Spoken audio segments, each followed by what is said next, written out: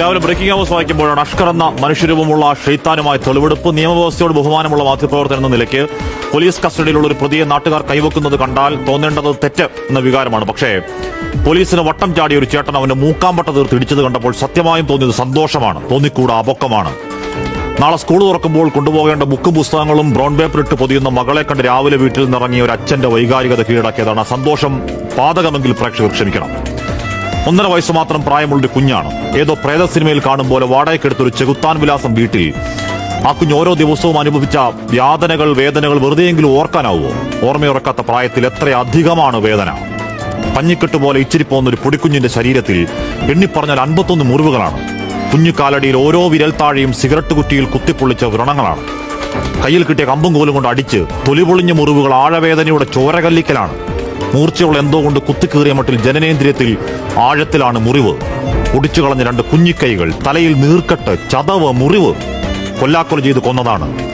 അഷ്കറയ dancer പെൺകുട്ടിക്കും നിനക്കുമിടയിൽ, നിങ്ങളുടെ ശപിക്കപ്പെട്ട ബന്ധത്തിനിടയിൽ ഈ കുഞ്ഞൊരു ശല്യമാണെങ്കിൽ അമ്മത്തൊട്ടിൽ പോകാൻ സമയമില്ലെങ്കിൽ ദൂരെ ഏതെങ്കിലും റോഡ് സൈഡിൽ കൊണ്ടുപോകാമായിരുന്നില്ലേ? അതല്ല, തീർക്കാനാണെങ്കിൽ ഒറ്റയടിക്കാകാമായിരുന്നല്ലോ. ഇത്രയും ദ്രോഹിച്ചു വേണമായിരുന്നോടാ ദുഷ്ട. താഴെ വീഴുന്നെങ്കിൽ ആകട്ടെ എന്ന് കരുതി വീടിന് മുകളിൽ ടെറസിന് താഴെ സൺഷെയ്ഡിൽ ഒറ്റയ്ക്ക് നിർത്തി വീട് പൂട്ടി പോകുമെന്നാണ് ഒരു അയൽക്കാരന്റെ സാക്ഷ്യം. എന്തു പേടിച്ചു കാണണം. വീണുപോകാതിരിക്കാൻ, രക്ഷയിൽ, കരുണയിൽ ചേർത്തു പിടിക്കാൻ ഒരു അമ്മക്കൈക്ക് വേണ്ടി അവൻ ആരോരുമില്ലാത്ത നിസ്സഹായതയിൽ താഴേക്ക് നോക്കിയിട്ടുണ്ടാവില്ലേ? ആർത്തു കരഞ്ഞു കാണില്ലേ?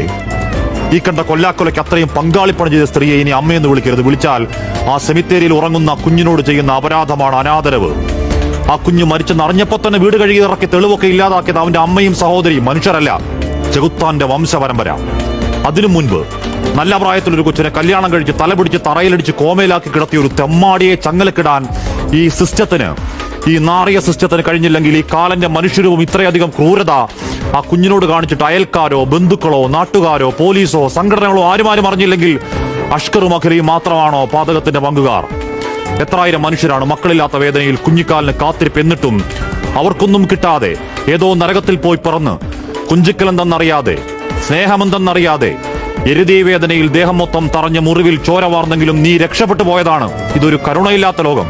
ആ സ്വർഗത്തിൽ നിന്നെ കോരിയെടുത്ത് ഓമനിച്ച് ഉമ്മ വെക്കാനുണ്ടാവട്ടെ കുഞ്ഞെ വർണ്ണച്ചെറുള്ള മാലാകമാർ.